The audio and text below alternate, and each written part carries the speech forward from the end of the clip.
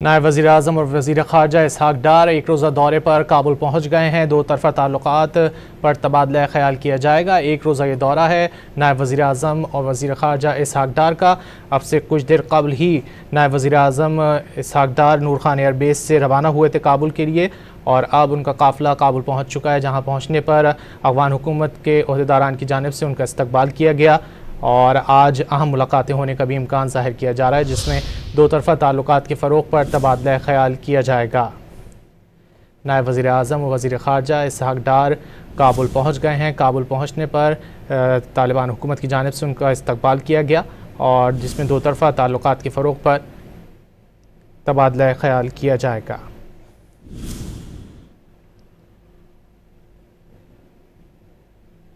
नायब वज़ीर-ए-आज़म और वज़ीर ख़ारजा इसहाक़ डार एक रोज़ा दौरे पर काबुल पहुँच गए हैं। दो तरफ़ा ताल्लुक़ात पर तबादला ख़याल किया जाएगा। एक रोज़ा ये दौरा है नायब वज़ीर-ए-आज़म और वज़ीर ख़ारजा इसहाक़ डार का।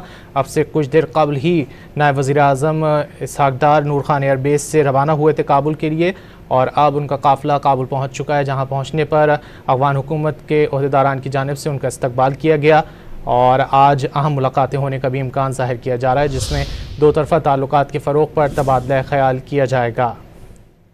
नायब वज़ीर-ए-आज़म और वज़ीर ख़ारजा इसहाक़ डार काबुल पहुँच गए हैं। काबुल पहुँचने पर तालिबान हुकूमत की जानिब से उनका इस्तक़बाल किया गया और जिसमें दो तरफ़ा ताल्लुक़ात के फ़रोग़ पर तबादला ख़याल किया जाएगा।